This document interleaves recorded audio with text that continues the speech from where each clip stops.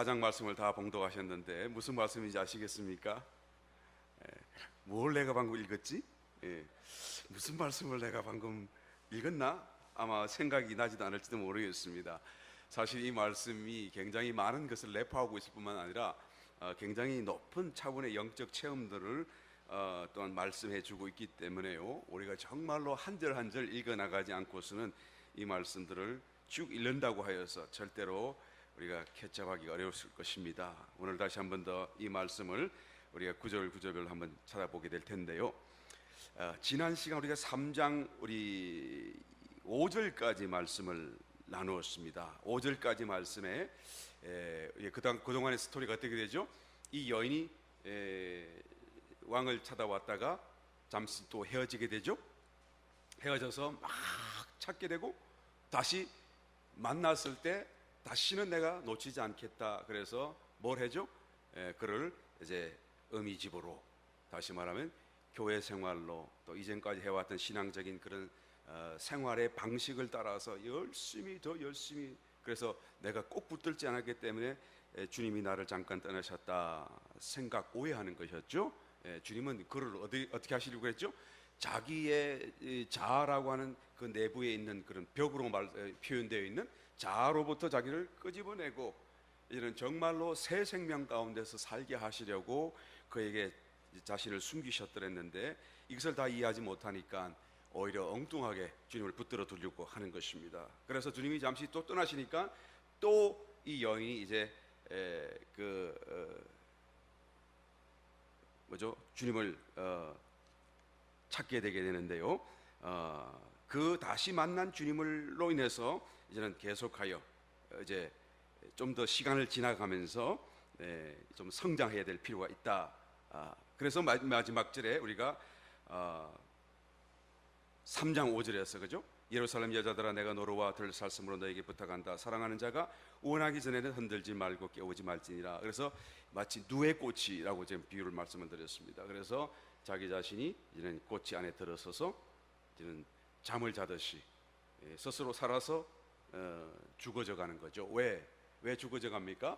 자기가 이 누에에서 벗어나기 위해서, 자기의 자아라고 하는 벽에서 빠져나오기 위해서. 그래서 사실은 자기가 죽는 그런 시간이죠.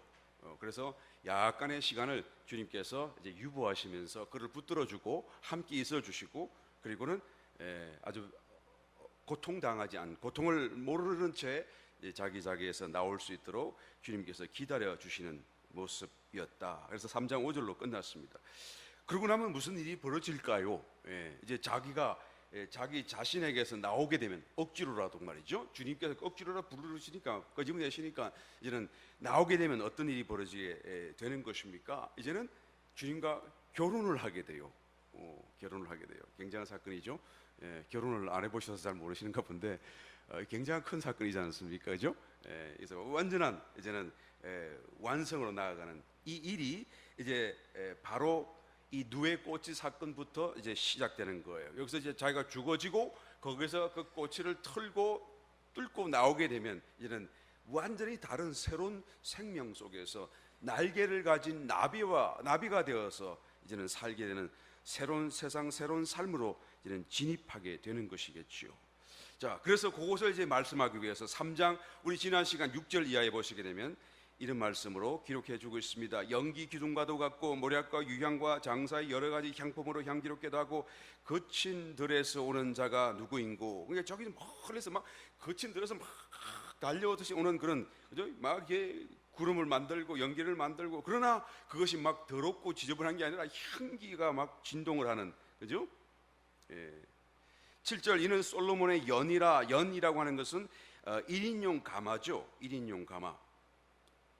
그래서 마치 신부, 혼인 잔치를 위해서 신부를 데리러 오는 그런 신랑 행렬이다라는 것이죠.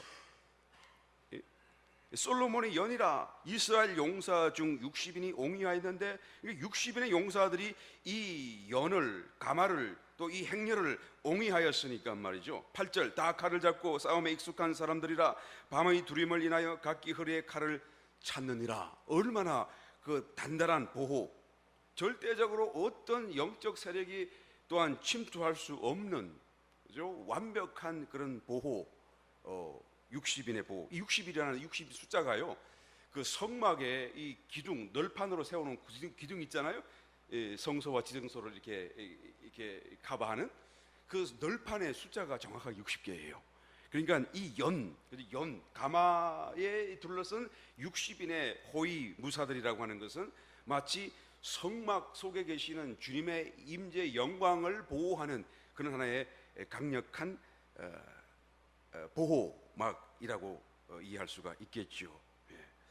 그래서 조금 전에도 마치 누에가 고치 안에서 자기 자신이 고치를 털고 단단한 고치가 되잖아요. 그 고치 안에서 자기가 그 기간을 지나가는 동안에 보호받는 것처럼 완전하고도 확실한 보호와 안전을 여기서 말씀해주고 있는 것이죠. 그래서 여하튼 영적으로 더 깊어지면 깊어질수록, 그죠? 하나님께 가까이 가면 갈수록 더 놀라운 영적 세계를 체험하고 영적 현상들을 보게 되겠지만, 그러나 그것이 더 우리를 더 불안하게 만들고 더 위험하게 만드는 것이 아니라, 가면 갈수록 더 놀라운 사건을 보면 볼수록 어떻게 돼요?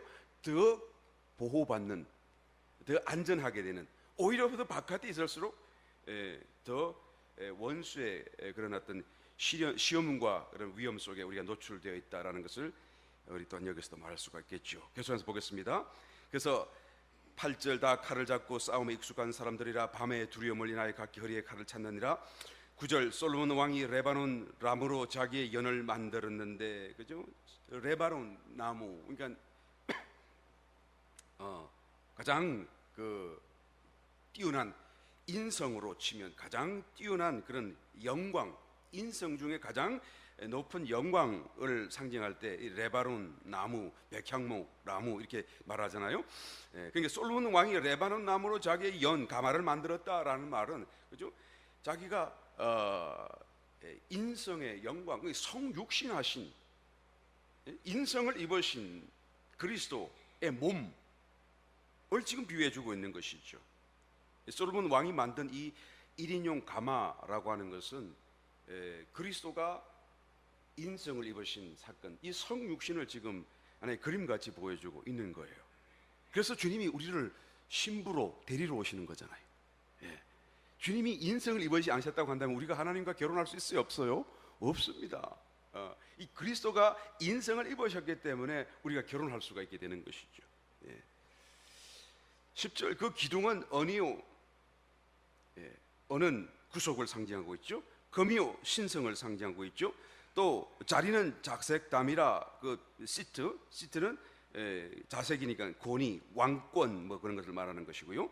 그 안에는 예루살렘 여자들의 사랑이 입혔구나. 이게 모든 성도들의 사랑으로 이런 주님의 그런 몸, 성소, 연이 만들어졌다라는 것을 지금 예표적으로 말씀해주고 있습니다. 11절, 시온의 여자들아 나와서 솔로몬 왕을 보라. 혼인날 마음이 기쁠 때에 그 모친의 씌운 면류관이 그 머리에 있구나.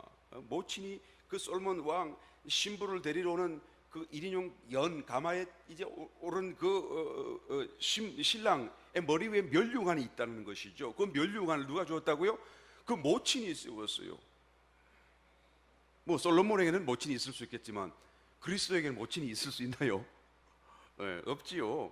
그런데 주님이 나의 어머니다라고 하신 말씀이 있어요. 물론 육신의 어머니 마리아를 두고도 어머니다라고 말씀을 하신 적이 있지만, 여기서 그 마리아가 씌워졌다라는 말은 도저히 이게 적용될 수가 없는 사건이고요. 예수님께서 곧 누가 나의 형제야, 누가 나의 모친이냐, 여기 앉아있는 제자들을 가르치시면서 하나님 말씀을 듣고 또한 지키는 자들이 나의 형제요 모친이다 라고 말씀하셨던 것처럼, 교회를 두고 모친, 하나님의 어머니, 그리스도의 어머니, 인성을 입으신 그리스도의 어머니라고 말할 수가 있고요. 또 새 예루살렘 성이 또한 우리의 어머니다라고 말하는 것처럼 말이죠. 이것은 교회라고 하시는 것이 가장 적절한 해석이 되겠습니다. 그래서 그 모친이 면류관을 씌운다 그 말은 말이죠, 예수님의 이 면류관이 그래서 잘했다라고 씌우는 그런 상을 주는 것이 아니고, 면류관의 종류가 여러 가지 있잖아요, 그죠? 생명의 면류관, 그다음에 뭐 기쁨의 면류관, 이것은 기쁨의 면류관이죠. 그러니까 사도 바울이 너희들이 나의 면류관이다 교회를 두고 말했을 때요, 너희가 나의 자랑이요 나의 기쁨이요 나의 면류관이다라고 말했을 때 그와 같이 말이죠, 이 면류관이 그냥 나에게 있어서 나의 기쁨이고 나의 자랑이다라는 그런 개념으로서 지금 교회가 머리 대신 그리스도에게 면류관을 씌워드리고, 그리고 이제는 그 기쁨으로 주님께서, 신랑 되신 주님께서 지체인 신부들을 이제는 이끌기 위해서 오시는 모습을 여기서 말씀해주고 있습니다. 자, 4장으로 넘어가서 보겠습니다. 내 사랑 너는 어여쁘고, 그래서 결혼을 하게 되는데요. 4장에서 이 결혼, 혼인잔치 한다라고 하는 것은 이 하나님과의 그런 그 영적 결혼, 연합이게 되는데요, 이것은 특별한 어떤 성도에게만 적용되는 것이다 라고 해서는 절대로 안 된다 말씀드렸죠. 예수님께서 마태복음 28장 19절 맨 마지막에 이제 제자들 떠나가시면서 뭐라고 말씀하셨습니까? 그러므로 너희는 가서 모든 족속으로 제자를 삼아 아버지와 아들과 성령의 이름으로 세례를 줘라 라고 얘기하셨단 말이에요. 세례를 주는데 아버지 이름, 아들 이름, 성령의 이름, 왜 삼위일체 이름을 다 쓰게 하시느냐 그 말이죠.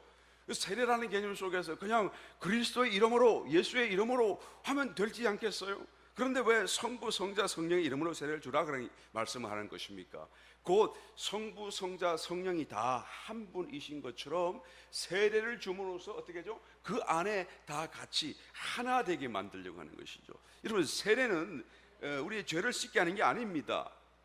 죄를 씻게 하는 것은 성령이 하시는 거예요. 세례는 그 성령의 역사를 위해서 우리가 믿음으로 순종하고 또한 주고 받을 때에 그 세례의 표를 통해서 이제는 성령이 실제로 우리를 깨끗게 하시는 거죠. 그리스도의 피가 우리를 깨끗게 하는 것이죠. 그런데 이 세례가 무슨 의미입니까? 세례를 줌으로써 말이죠, 이전에 살던 세상 속에서 우리를 확 끄집어 당겨가지고 이제는 하나님의 나라, 영의 나라, 이 새 생명의 어떤 그런 안으로, 영역 안으로 우리를 끌어당기는 것이고, 그죠? 그래서 그냥 그 애굽 땅에 빠져나왔던 그 이스라엘 백성들이 애굽 홍해 바다 밑을 지나서, 그죠? 다시 이 광야로 지나온 것이 다 세례를 받은 것이라고 성경이 말씀하고 있는데, 그 세례가 받은 결과로 어떤 일이 일어났습니까? 애굽과 단절이 되게 된 것이, 애굽이 더 이상 이 사람들을 주인 노릇하지 못하게 만드는 거예요. 그러니까 세례를 받음으로써 어떻게 하죠? 이제는 세상의 종노릇 하는 게 아니고, 죄의 종노릇 하는 게 아니고, 이제 주인 하나님 안에 들어오게 되는 것을 얘기하는 것이죠. 그래서 성부, 성자, 성령의 이름으로 세례를 주라, 그 말은요, 하나님 안에 들어오라 그 말이죠. 들어오게 하라 그 말이죠. 하나님에 들어온다는 말이 뭐예요? 연합하는 거예요.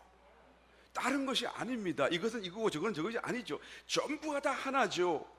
그래서 하나 되도록 하나님께서 처음서부터 이제는 구원의 그 의미를 두고 그냥 우리를 죄에서 구원하시고 영벌에서 구원하시고 죽음에서 건져주시고, 그게 구원이 아니고 바로 우리 속 하나님 안으로 잡아오시는. 그래서 신부가 되는 것은 사실은 모든 성도가 마땅히 얻어야 될 분복이고 하나님의 그런 계획이시고, 또한 우리의 그런 하나의 정해진 신앙인의 모든 성도의 어떤 그런 가야 될 목표 길이다라는 것을 성경이 계속하여 말해주고 있는 것이죠. 그런데 문제는 모든 성도가 신부가 안 된다는 거예요. 하나님은 다 되도록 열어놓으셨는데, 다 할 수 있도록 만들어 놓았는데, 모든 사람들이 다 애굽 땅에서 나와서 광야라고 가나안 땅에 갈 수 있도록 했고, 모든 사람이 다 제사장이 되도록 하나님은 원하셨는데, 그런데 이스라엘 백성들이 나는 아니요, 나는 제사장 못해요 라고, 나는 그런 은혜를 받을 수 없어요, 스스로 거절하기 때문에 여러분, 모든 사람이 다 하나님의 이 참으로 정해진 본래적인 은혜 속에 못 들어간다는 것이죠. 알고 보니 누가 그리스도의 신부가 됩니까? 성경을 보니까, 아가서를 보니까 너무 정확합니다.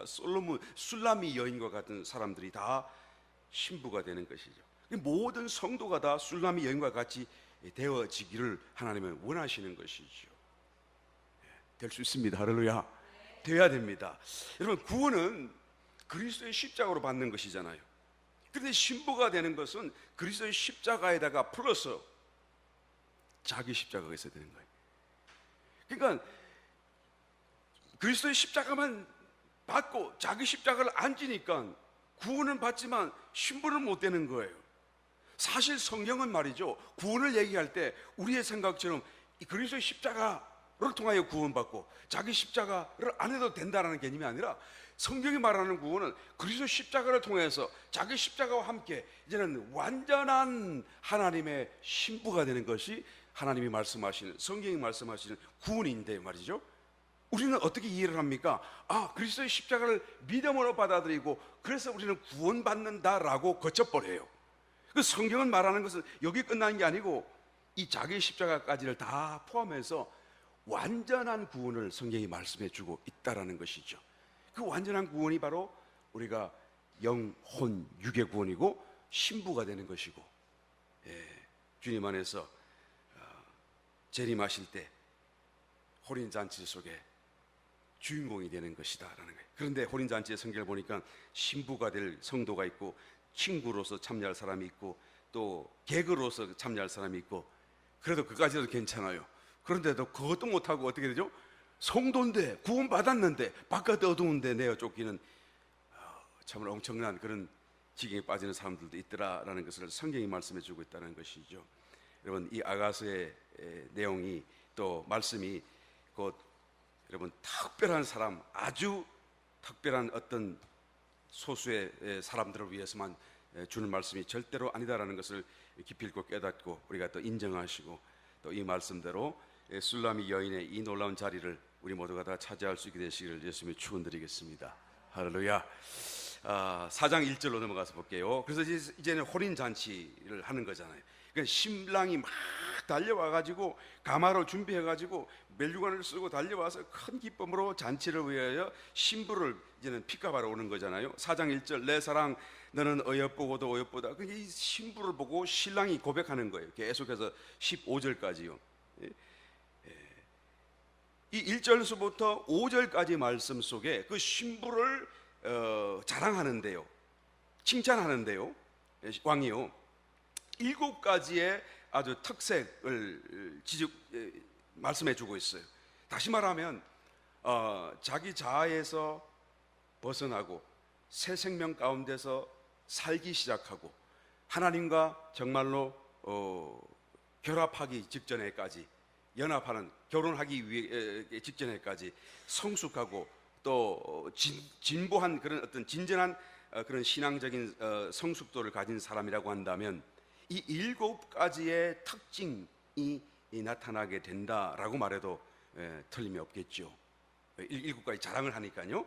그 자랑이 뭘까? 이렇게 한번 생각 보시면서 나한테 몇 가지나 있는가 한번 스스로 한번 진단해 보시기를 바랍니다. 만약에 하나도 없다, 그 어떻게 해야 되죠? 여기 계신 분들은 적어도 하나 이상은 있는 줄 믿습니다. 하여튼 7가지를 얘기하는데요, 이 7가지가 다 나타나는 사람은, 이야, 내가 정말 지금 적어도 한 6공방 주님 결혼 바로 직전에까지 왔구나 하는 생각을 가져도 틀림이 없겠습니다. 첫 번째 뭡니까? 1절, 내 사랑하는 어여쁘고도 어여쁘다. 너울 속에 있는 내 눈이 비둘기 같고, 비둘기의 눈, 그러니까 비둘기의 눈은 간단하게 넘어가겠습니다. 주님을 향한 일편단심, 그죠? 늘 주님을 생각하고 세상에 눈길을 두지 아니하고 마음속에 늘 주님을 모시고 살고, 그죠? 그렇다고 해서 뭐 주님의 임재를 크게 느끼고 안 느끼고 그건 두 번째고, 그건 나중 문제고요. 내 마음속에 주님 외에는 다른 어떤 관심이 없을 마음으로 늘 주님께 초점을 두고 있는, 마음에 눈길을 두고 있는 상태, 이 비둘기의 눈을 가지고 있다. 두 번째, 내 머리털은 길라산 길쭉의 눈, 물이 염소 같구나. 머리털이라고 하는 것은 삼손을 볼 때 능력의 권한이었죠. 그런데 또 고린도전서 11장에 보게 되면 머리는 가리는 거잖아요. 여자 머리를 길게 하라 하는 말은 머리털로 가리는 거예요, 자기 머리를. 그죠? 자기의 머리가 남자니까 남자는 가려야 되잖아요. 그 남자는 또 길게 하면 안 돼요. 남자의 머리는 그리스도니까요. 그리고 남자는 짧게 잘라야 되고 여자는 길게 길러야 되는 거죠. 그죠?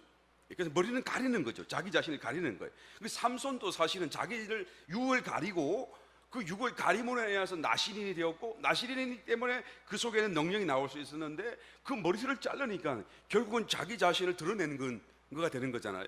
결국 똑같은 얘기가 되는 거예요. 그래서 이 머리털이라고 하는 개념은 자신을 덮는 것이고 자기의 예생명을 가리는 것이고 자아를 가리는 것인데, 어떻게 됩니까? 이 술라미 여인의 머리털은 어떻게나 풍성한지 말이죠. 길라산 길석에 누운 염소가, 물이 지어져 있는 염소같이 풍성한 머릿결로 자기를 덮고 있는 것이죠. 이 말은 정말로 머리컬이 막 많아서 이쁘다 그 말이 아니고 말이에요. 자기 자신이 가리워지고 오직 그리스도를 나타내는 그런 모습이 너무 아름답다 하는 얘기를 하고 있는 것이죠. 세 번째 2절, 내 이빨 이는 치아죠. 티스. 이 이빨은 목욕장에서 나온 털 깎인 암양, 곧 새끼 없는 것은 하나도 없이 각각 상태를 난 양 같구나. 이 이빨을 또 얘기를 하는데요. 이빨은 음식을 씹는 도구잖아요. 양식의 문제가 아니고 양식을 받아들이는 문제죠. 하나님의 말씀을, 또 하나님을 내가 받아들이는데 내가 기여하는 나의 이해와 이해력이나 기억력이나 상상력이나 뭐 이런 어떤 뭐 지성이나 또는 또 영성이나 이런 모든 것들을 다 포함하는 것인데요. 이런 것들이 지금 어떻게 하죠? 아주 순수하고 다른 것이 없는 깨끗한, 그죠? 그래서 그냥 그대로 하나님을 내가 하나님의 주시는 말씀 그대로 내가 받아들일 수 있는 그런 정말 열린 마음, 어린 아이와 같은 마음, 무슨 말씀이든 아멘이 되는 그런 마음, 그죠? 의심되지 않는 그런 이빨을 얘기하는 거예요. 그런데 그것도 더더군다나 털이 깎인 암양, 양의 털이라고 하는 것은 여러분 육신을 상징하고 있어요. 에스겔서에서 보게 되면 지성소에 들어가는 제사장이 양털 옷을 입으면 안 된다, 일부러 딱 기록을 해놨어요. 다른 것을 얘기하지 않고 단지 세마포 옷을 입어야 되는데, 세마포 옷은 그리스도를 상징하는데 그리스도와 대비해서 양털 옷을 입으면 안 된다. 그 말은 양의 털이라는 것이 곧 육에서 나온 하나의 육의 생명, 또 생명의 어떤 표현 뭐 그런 것이기 때문에 정확하게 지적을 해놨죠. 그래서 양털을 깎았다 그 말이죠. 그러니까 육체에 속한 생명을 다 차단시키고 거기서 나온 것을 다 털어버렸고, 그죠? 그리고 또 목욕까지 했으니까 말이에요. 얼마나 깨끗해요. 그러니까 이 이빨로 상징되고 있는 것이 곧 하나님 말씀을 듣기에 내 마음이 너무 순수하고 깨끗하다 그 말이에요. 다른 어떤 것이 없어요. 그냥 노맨이 없다 그 말이에요. 그냥 아멘도 그냥 그대로 아멘이 되고 말이에요. 말씀이 조금도 의심이 안 되고, 다른 말씀은 안 들어오는데 이 말씀은 그대로 막 들리는 대로 그냥 꿀같이 달게 온 내 마음과 존재로 아멘을 하게 되는 그런 상태가 이 영적 성장, 성숙 단계에 있는 사람들의 표 중에 7가지 표 가운데 하나이다. 또 네 번째, 내 목은 군기를 두리고 건축한 다윗의 망대, 곧 일천 방패 용사의 모든 방패가 달린 망대와 같고, 목은 본래 고든 것, 그죠? 그래서 교만, 강팍함, 목이 굳은 사람, 뭐 그런 것을 성경이 상징해 주고 있지 않습니까? 이 의지를 얘기하죠. 자기의 의지, 굳은 의지. 그래서 대부분 이 목이 강팍한 것은, 목이 곧은 것은 하나님 말씀에 숙이지 않고 순종하지 않고 겸손하지 않은 것을 상징할 때 하는 말씀인데요. 여기서 이 목은 어떻게 되죠? 다윗의 망대 같다 그랬어요. 다윗을 위하는 망대죠. 그죠? 하나님을 위하는, 하나님을 더 자기의 모든 의지와 구점을 갖고 그 말씀을 지키려고 하고 말씀을 떠나지 않으려고 하는 그런 하나의 자기의 굳은 의지를 얘기하는 것입니다. 내가 믿어도 단단하게 믿는 것이죠.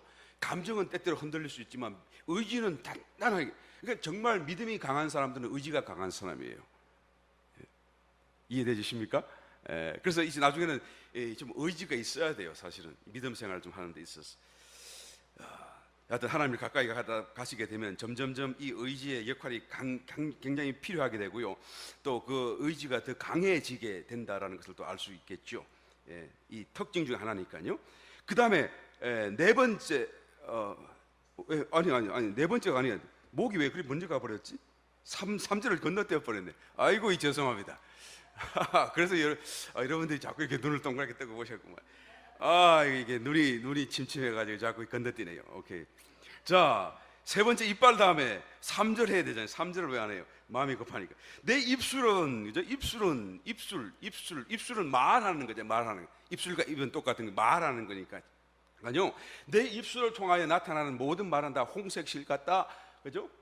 구원, 주님의 그런 보혈, 은혜, 그와 관련되어서 내 말로 인해서 나도 구원의 간증이 되고 나도 또 남도 살려내게 되고, 하여튼 뭐 주님을 간증하는 그런 입술, 그죠? 내 입술로 표현이, 하나님을 표현하는, 내가 아니고 내 속에 있는 그리스도를 표현하는 것이 바로 이 시기에 하나의 영적 영성의 하나의 정표가 된다. 그다음 뺨을 볼까요? 3절 내 입술은 홍색실을 갖고 내 입은 어여쁘고 너울 속에 이게 가리워진 가리개 속에 있는 내 뺨은 석류 한쪽 같구나. 그러니까 석류, 이 뺨은 항상 아름다움을 나타내는 것인데요. 자기 얼굴을 나타내는 것인데요. 그 이 뺨이 석류 같다. 석류 같다. 석류가 아름답죠. 예, 무조건 아름답다고 말씀하시면 맞는 거예요. 성경을 지금 그 얘기를 하려고 그러는 거니까요. 왜 아름답습니까? 석류 안에 그 씨앗이 너무 많이 들어있어요. 그 씨앗은 생명인데요. 하나하나가 그 생명이 너무 가득 차 있는 거야. 풀로 차 있는 거예요. 그게 나중에 터지잖아요. 저절로 터져가지고 막 붉은색이 막 보이면서 접이 나오고 말이죠. 얼마나 풍성한지 몰라요. 생명의 풍성함이 아름다움이죠. 이 아름다움이죠. 예, 그래서 이 뺨을 석류라고 비유하는 것은 그 자신 속에 그리스도의 생명, 하나님의 생명이 너무 풍성하니까 그것이 터져 나오는 거예요. 지금 막 터져 나오는 거예요. 석류 한쪽 같이 말이죠. 그래서 외면적인 아름다움이 되는 거예요. 생명이 너무 충만하니까 말이에요. 그렇잖아요. 생명이 충만하지 않으면 다 쭈글쭈글해지고 넓어지면 안 이뻐져요. 그렇잖아요. 못 먹고 몸이 막 비틀어지면 안 이뻐져요.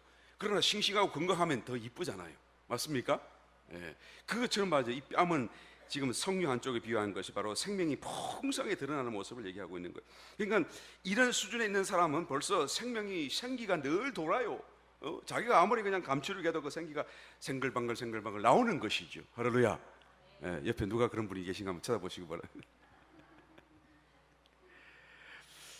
그 다음에 목은 여기 있고, 6번째 목은 이미 문맥해버렸고요. 그 다음에 마지막으로 5절 말씀 가서 볼까요? 내 두 유방은 백합화 가운데서 꼴을 먹는 쌍태의 노루 새끼 같구나. 두 유방 가슴을 얘기하는데요. 이 가슴은 무엇을 의미하죠? 이게 젖을 먹이는 양육을 위한 것이잖아요.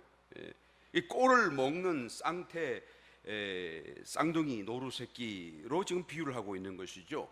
곧 나로 인해서 누군가가 이 생명 공급을 받고 있는 것이죠. 자기 혼자만 기쁘고 자기 혼자만 좋은 것이 아니고, 그걸로 끝나는 것이 아니고, 나로 인하여서 나도 모르게 또는 나 의도적으로 누군가가 이 하나님의 생명 공급을 받고 있는 거예요. 이런 정도에 있는 사람이라고 한다면, 예. 자, 이게 정말 새 생명 가운데 살고 이제 자기 자신이 죽어지고 정말 꼬치를 털고 나오는 그런 정말 나비와 같은 모습으로 신앙적인 성숙을 이루어가는 사람들에게 있는 하나의 칭찬거리죠. 이 여인은 그런데 여기서 거치지 않습니다. 아직도 완전하지는 않거든요. 6절 볼까요? 날이 기울고 그림자가 갈 때에 내가 모략산과 유향의 작은 산으로 가리라. 예, 이 여인이 뭐라고 그럽니까? 날이 기울고 그림자가 갈 때에 내가 모략산과 유향의 작은 산으로 가리라. 아직도 내가 완전한 단계에 이르지 못했다는 것을 스스로가 느끼는 거예요. 날이 기울어져 있고요, 나의 지금 영적 상태가 그림자가 아직도 져 있는 것이죠. 나의 삶은 그 주님은 나를 그렇게 칭찬하고 나를 그렇게 기뻐하심에도 불구하고 나의 내면 속에는 아직도 내가 느끼기에는 아직도 뭔가 그림자가 있고 아직도 어둠 가운데 있다라는 것을 알고 있는 것이, 느끼는 거예요. 그러니까 내가 아직 완전한 단계에 이르지 못했다라는 것을 말하고 있는 거예요. 이전에 우리가 모략이라는 게 있었잖아요. 모략을 그냥 가슴에 내 품 안에 안기워져 있는 모략 향 주머니다라고 고백했던 걸 여러분 기억하시죠? 예. 그래서 내 가슴 속에 있었던 모략 향 주머니의 그 상태에서 이제 약간의 시간이 더 지나오면서 더 많은 또 1달락 지나고 2달락을 넘어가면서 어떻게 되죠? 자기가 그것을 가지고 뭐라고 고백합니까? 물론 성장했음에도 불구하고 여기서 고백하기를 나는 더 모략 산으로 가겠다. 이제는 향 주머니 정도가 아니고 아예 모략 산으로 내가 가기를 원한다. 그래서 나는 더 자기 십자가 속에서, 나는 더 죽어짐 속에서, 나는 더 그래서 완전히 내 자아가 사라져버리는 그런 하나의 지경으로 나아가기를 원한다. 그래서 유향은 부활이거든요. 유향은 그러니까 자연적으로 죽어지니까 자동적으로 부활하게 되는 거예요. 유양, 모략산으로 가는 건 자동주로. 그래서 지금 아직도 나는 이토록 주님의 놀라운 칭찬을 받고 있는 상태로까지 성장했고 또 결혼을 바로 직전에 앞두고 있는 상태이지만 여전히 나에게는 그림자가 있고 아직도 나에게는 날이 기울어져 있다라는 것을 느끼면서 나는 십자가에 더 나아가기로 철저하게 십자가에서 내가 연합되어져서 내 자신이 깨부셔지고 그래서 완전한 부활의 생명으로 살아나기를 원한다라고 말을 하는 것이죠. 다시 이제 신랑이 말합니다. 나의 사랑, 너는 순전히 어여뻐서 아무 험이 없구나. 그러니까 그런 어떤 그냥 마음의 자세와 그런 어떤 신앙의 어떤 갈망을 갖고 앞으로 나아가는 그 신부를 바라보는 신랑의 마음 속에 너무 기쁜 거예요. 그래서 너는 이제는 그냥 이쁜 게 아니라 이제는 너무 이쁘고 아무 험이 없구나라고 칭찬을 하게 되죠. 8절 나의 신부야. 이 신부라고 부르는 건 여기서 처음이에요. 이전에는 나의 사랑하는 자, 그죠? 또 뭐가 있었나? 예. 그래서 이렇게 불렀는데 여기서 신부라고 부르는 건 여기 처음 부르는 거예요. 예? 얼마나 지금 이 말을 듣는 이 여인의 가슴은 그냥 쿵쿵쿵 뛰겠습니까, 그죠? 예, 나의 신부야. 나 남자라서 잘 모르겠습니다만 여러분들은 아실 거 아니에요. 나의 신부야 그랬으니까 왕이 와서 말이야 나의 신부야 그랬으니까 얼마나 가슴이 뛰겠어요, 그죠? 처음으로 신부라고 호칭을 하게 되는 것이죠. 왕도 보기에는 이제는 이 여인을 에게 나의 자신을 맡기고 결혼을 할 수 있겠다, 내 자신을 위탁할 수 있겠다라는 것을 느끼는 거예요. 그만큼 이 신부가 준비가 됐고 성숙을 했다라는 것을 알고 나의 신부야라고 부르고 빨리 하나가 되기를 원한다라고 이제 부르고 있는 것이죠. 너는 레바논에서부터 나와 함께하고 레바논에서부터 나와 함께 가자. 아마나와 스닐과 헤르몬 꼭대기에서 이 세계의 산이죠. 산의 그 높은 산을 얘기하는 건데요. 꼭대기에서 사자굴과 표범산에서 내려다 보아라. 이 내려다 보아라 했는데요. 이 단어가요, 그 어근에서 두 가지 의미로 해석을 할 수 있어요. 내려다 본다, 룩이라는 단어를 쓸 수 있고요. 또 한 가지는 빠져나온다, 나온다, 거기서 떠나 나온다라는 말로 똑같이 해석을 할 수가 있는 단어예요.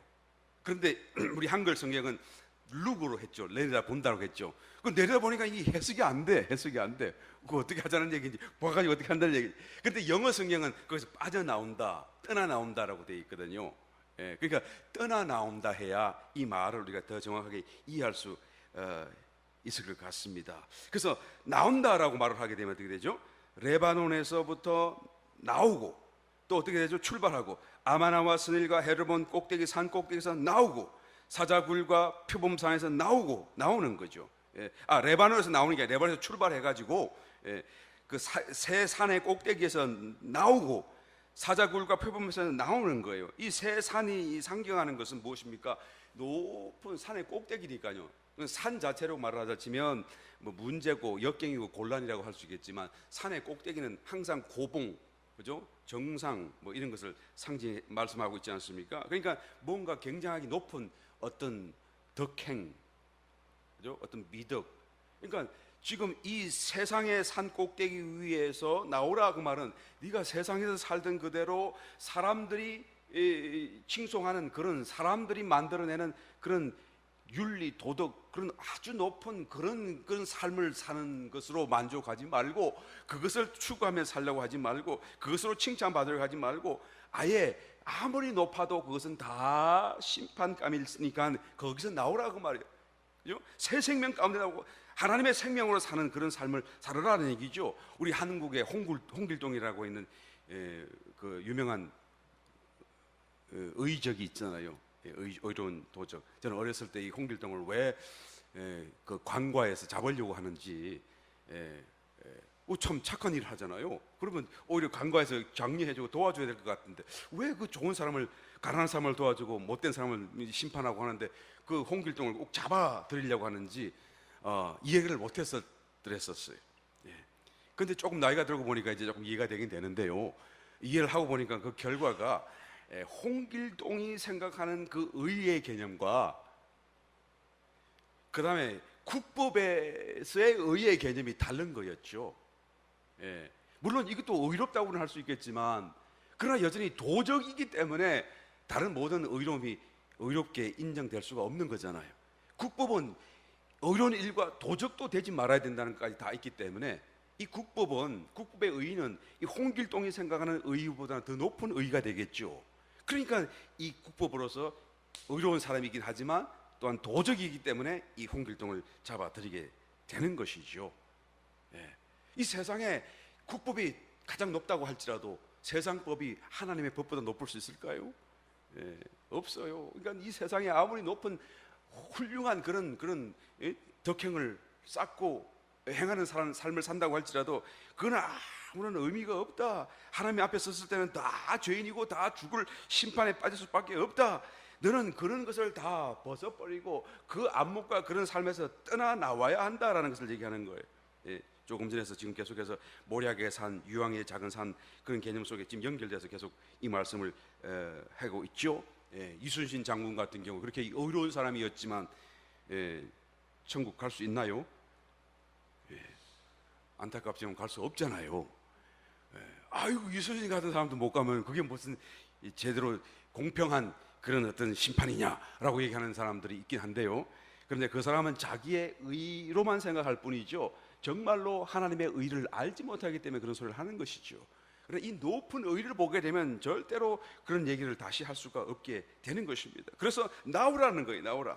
사자굴과 표범사에서 나오라. 그거는 인간들과 악마들의 그 가장 잔인한 핍박들을 견디는데, 그래서 그 과정을 다 지나서 이제는 마침내 이 위대한 혼인잔치 연합의 자리에까지 이르게 된다.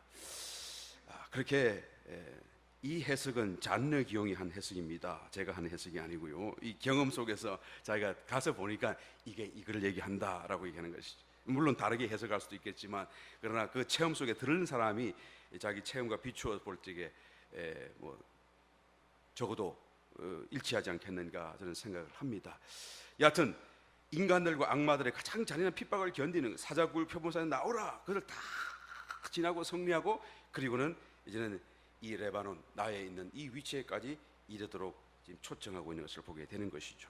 지나갑니다. 9절 나의 누이 나의 신부야 내가 내 마음을 빼앗았구나. 내 눈으로 한 번 보는 것과 내 목에 구슬 한 꿰매로 내 마음을 빼앗았구나. 그렇죠? 너무 이제는 마음이 다 이끌리게 되는 것이죠. 그 눈, 그 주님을 주목하는 그런 일편단심의 그 마음, 시련과 고통과 어려움 속에서조차도 그 모든 모습이 너무 아름답게 신랑의 마음을 사로잡고 있는 것이죠. 구슬 한 꿰매는 순종을 의미하는 것이라고 말씀드렸죠. 10절 나의 누이 나의 신부야. 여기서 나의 누이라고 불렀어요. 이것도 처음 부르는 것이죠. 나의 누이라고 하는 개념은 뭐죠? 나와 같은 한 줄기 생명에서 나왔다 그 말이죠. 아브라함의 아내가 사라잖아요. 사라는 아브라함의 사촌 동생이에요. 누이예요. 그 다음에 그 아들 이삭이 결혼을 했는데 누구와 결혼했죠? 자기의 그런 그 본가에 나온 그런 또 같은 생명 혈통에 따르는 리브가를 아내로 삼았죠. 그리고 그 아들 야곱과 에서 쌍둥이가 났는데요. 야곱은 어떻게 했죠? 그 혈통 속에서 다시 아내를 얻었지만 그러나 에서는 어떻게 했죠? 이방인 중에서 얻었잖아요. 그러니까 여기서는 하나님의 약속이 끊어져 버리는 것이죠. 그러니까 벌써 이런 이 결혼 속에서 벌써 믿음의 선조들의 결혼과 삶 속에서도 벌써 이와 같이 하나님과 성도가 한 생명 안에서 하나가 된다라는 것을 벌써 담고 있는 것을 보게 되는 것입니다. 그래서 나의 누이라고 불러요. 이제 이 여인의 그 삶과 형편 모습인 거에서 벌써 그 속에 이제 감추어져 있던 그 자기와 신랑과 같은 생명, 하나님의 생명이 이제는 완연하게 드러나기 때문에요. 이제는 신부로도 준비가 됐고 또 완연하게 같은 그리스도의 하나님의 생명을 드러내는, 그래서 나의 누이, 나의 신부라고 부르는 것이죠. 10절 나의 누이 나의 신부야 내 사랑이 어찌 그리 아름다운지 내 사랑은 포도주에 진하고 내 기름의 향기는 각양 향품보다 성하구나. 본래 기름의 주인은 왕의 기름이었고요 그리스도의 기름인데요 그 기름이 너의 기름이 되어져 있어요. 그러니까 벌써 이 신부도 여인도 그 기름이 이제는 자기의 것이 되었고요 여기서 말하는 포커스는 기름을 소유하고 있느냐 아니냐가 아니라 한 걸음 더 나아가서 그 기름이 그 여인이 갖고 있는 그 기름이 본래 그리스도에게 있던 그 기름과 동일한 기름인데요, 이제는 여인도 가졌을 뿐만 아니라 그 기름이 향기를 발하고 있다는 거예요. 내 기름의 향기가 다른 모든 향품보다 더 뛰어나구나 라고 말씀하고 있는 것이죠. 그러니까 성령의 기름 바르심, 기름의 역사, 성령의 어떤 역사, 성령의 어떤 그런 어떤 효능을 지금 이 여인에게서 볼 수 있더라라는 것을 얘기하죠. 그러니까 성령의 어떤 그 열매, 성령의 어떤 향기, 어떤 그런 성령에 나오는 어떤 그런 모든 그 성품적인 그런 어떤 향기들이 이 여인에게서 그 존재와 삶에서 나오기 시작하는 것을 여기서 말씀해주고 있는 것이죠. 조금 전에 그 높은 산 꼭대기의 그 덕형들로 비교된 것과는 비교할 수 없는 거예요. 이 세상에 그 아무리 뛰어난 도덕 군자의 모습일지라도 이 여인의 기름의 향기와는 비교할 수가 없는 것이죠. 12절, 나의 누이 나의 신부는 잠근 동산이요, 락했다 그 말이죠. 동산인데 락을 했단 말이에요. 덮은 우물이요, 봉한 세미로구나 라고 말하는 것이죠. 하나님이 천지를 창조하시기 위해 바로 에덴 동산을 세우셨는데요, 그 에덴 동산은요, 일하기 위해서 세운 게 아니죠. 사람 아담에게 주시려고 하는 건데, 뭐 주시려고 합니까? 그 모든 아름다운 화초, 나무, 과실 다 만들어 놓으시고 그 사람에게 간에 탁 들어가서 너는 그것을 즐기고 먹고 누리게 하기 위한 것이죠. 일하도록 하는 게 아니고 재배하게 하고 수고하고 애쓰게 하려는 게 아니죠. 물론 나중에 죄를 지음으로 인해서 저주가 들어와서 그렇게 될 수밖에 없었지만, 그러나 에덴 동산을 지으신 목적은요, 하나님 말씀한 이 가든이라고 하는 개념은 항상 누리고 즐기고 기쁨을 위해서 하나님이 준비하시는 것이다라는 거예요. 너는 잠근 동산이요, 그 동산이 말이죠, 잠궈져 있대요. 그러니까 오직 주님만을, 퍼블릭한 공원이 아니라 오직 주님만을 위한 동산이다 그 말이에요. 그래서 오직 주님이 누리실 수 있도록 자기 자신을 주님께로만 향하고 내어드리는 그런 동산이요, 덮은 우물이요, 그 속에 있는 물과 샘도 다 봉하여져 있다. 오직 주님만을 위해서 전적으로 주님, 그가 사랑하는 자인 신랑의 기쁨만을 위한다라는 것을 여기서 말씀해주고 있는 것입니다. 15절 말씀, 15절인가? 이게 왜지? 13절, 내게서 나는 것은 석류나무와 각종 아름다운 과수와 고벨라와 나도초와 나도와 번홍화와 창포와 개수와 각종 유향목과 모략과 침향과 모든 귀한 향품이요. 이건 일일이 다 말씀드리지 않겠습니다. 그죠? 다 하여튼 향기 나는 아름다운 화초들, 꽃들, 과실들, 이런 것이 가득 차 있다 그 말씀이죠. 15절, 너는 동산의 샘이요 생수의 우물이요 레바논에서부터 흐르는 시내로구나. 원래 이게 성령의 사역을 두고 말씀하실 때요죠, 내 배에서 생수의 강이 솟아나리라 그렇게 말씀을 하셨잖아요. 이게 시내, 강, 샘 이런 개념은 전부 다 성령의 역사를 두고 하시는 말씀인데요, 내가 동산의 샘이고 내가 생수의 우물이고 내가 흐르는 시내로구나 라고 말씀하신 것은요, 바로 이 여인이 왕과 연합된 결과로서 그 주님의 모든 특성을 그도 그대로 갖고 있는, 연합된 결과로서 마치 자기 것인 것처럼 표현해낼 수 있게 된 그런 하나의 어떤 연합의 경지죠. 바로 모든 완전한 그 연합 바로 직전에까지 이르는, 그러니까 맞선과 그 다음에 약혼과 그 다음에 결혼을 두고 친다고 하시면 이 약혼과 결혼 사이까지 와 있는 이런 엄청난 영적 진보를 이루고 있는 모습이다라고 말할 수밖에 없겠습니다. 그죠? 그래서 너는 샘이고 우물이고 시내로구나. 성령의 사이고 성령을 두고 하시는 표현하는 것을 받아가 이 여인에게 바로 다 얘기하는 것은, 그가 다 여인이 자기 자신의 모습이 바뀌어서 성령과 같이 나타나고 있다라는 것을 여기서 우리가 볼 수가 있는 것이죠. 16절 마지막 절에 이 여인이 이렇게 고백합니다. 북풍아 일어나라, 남풍아 오라, 나의 동산에 불어서 향기를 날리라. 나의 사랑하는 자가 그 동산에 들어가서 그 아름다운 쉴과 먹기를 원하노라. 여러분, 북풍 신부가 이런 말을 다 은혜 칭찬의 말씀을 다 듣고 난 뒤에 이제 자기가 고백하기를 뭐라 그럽니까? 북풍은 여러분 차갑고 살을 에이는 겨울 바람이잖아요. 그러니까 우리의 삶에 다가오는 매서운 그런 시련과 고난 뭐 이런 것을 상징적으로 표현하고 있고요. 남풍은 부드럽고 따뜻한 바람이니까 내 삶에 다가오는 기쁜 일, 좋은 일, 축복스러운 일 이런 것들을 다 포함하고 있죠. 그러니까 북풍이 불어라, 남풍아 불어라. 나의 삶에 내 환경이 나를 지배할 수 없고 오히려 그 모든 삶의 환경, 그것이 곤란이든지 축복이든지 모든 것이 오히려 나의 동산의 향기를 불러내는, 그래서 오히려 더 향기를 더 많은 사람에게 더 널리 전파할 수 있는 유익한 수단과 도구가 되고 있다는 것을 지금 여기서 말씀해 주고 있는 것이죠. 모든 환경 속에서 나는 그리스도의 향기를 날릴 수 있도록 준비되어져 있다라는 것을 여기서 알 수가 있어요. 그래서 그것이 시련이다 할지라도 오히려 나의 향기를, 내가 정말 주님 안에서 얼마나 더 생명으로 충만한지를 증거할 수 있는 그런 하나의 어떤 기회고 동기가 될 뿐이다 라는 것을 말하고, 그것이 기쁜 일이랄지라도 좋은 일이랄지도 마찬가지로 또 그 일을 통하여서도 향기를 바라게 되는 것이다.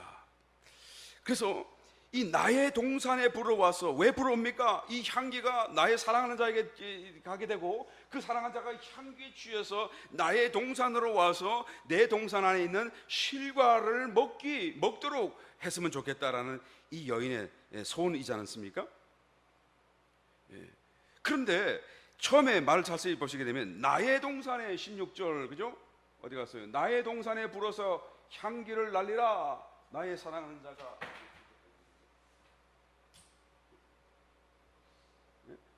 나의 동산이죠. 나의 동산이죠. 나의 동산에 불어서 향기를 날리라. 나의 사랑하는 자가 그 동산이 되어 있는데요, 이게 그 동산이 아니고 그의 동산이에요. His garden, 아시겠죠?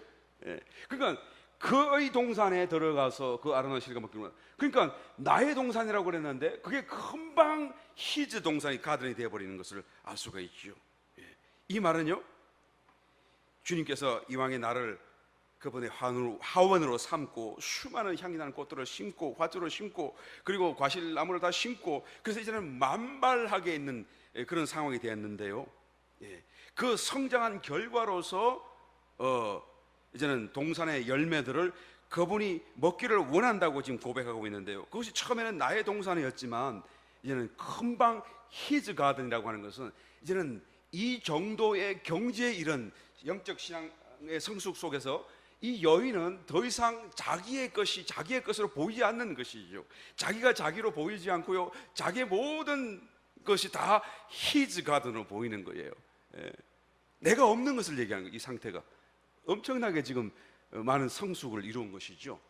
자아를 이제는 거의 다 빠져나와 버린 상황이 되죠. 자기가 안 보이는 상태. 나의 가든을 히즈 가든이라고 금방 똑같이 말하고 있는 것을 볼 수가 있는 거예요.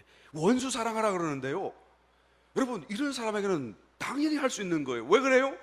내가 없으니까요. 내가 없는데 나의 원수가 있어야지 뭐 싸우든지 말든지 할 텐데, 내가 없으니까 나의 원수도 없어요. 그러니까 원수 사랑은 그냥 나의 은인 사랑하는 거 똑같은 것이다. 이해해 주십니까? 차이가 없어요. 그런데 만약에 내가 야단칠 사람이, 나에게 적대적인 사람이 있다고 한다고 한다면, 도저히 내가 사랑할 수 없는 사람이 있다고 한다면 그 사람은 사단이겠죠. 사단 빼고 나면 아무도 나에게는 원수가 없어요. 왜? 내가 아니라 그리스도니까요. 그죠? 그리스도의 원수 대적자인 사단 빼고는 아무도 나의 원수가 있을 수가 없는 거예요. 기도를 해도요, 내가 하는 것이 아니라 내 속에 그리스도가 지금 이 기도를 하고 있다라는 느낌을 가지는, 내가 더 이상 보이지 않는, 사실은 우리가 예수를 믿자 말자부터 이렇게 되어 있었어요. 사실은요, 이 경지에 와서 비로소 그렇게 된 게 아니라 사실은 예수를 믿자 말자부터 우리 속에 예수님 들어와 계시고, 나는 죽어진 바 되어졌고, 그리고 정말로 내가 기도해도 그리스도와 함께 기도할 수 있는 것을 느낄 수 있어야 했었고, 원수도 적시로 주님이 오시자마자 산상수훈을 말씀하셨잖아요. 공생애를 시작하자마자 입을 열자마자 하신 말씀이 원수 사랑하라 그랬잖아요. 성숙한 사람한테 얘기하는 얘기가 아니라 그 말이죠. 본래부터 예수 믿자마자 할 수 있도록 되어져 있었는데 왜 그것이 나에게는 믿어지지 않고 그런 성숙함을 나는 조금도 느낄 수가 없었는가?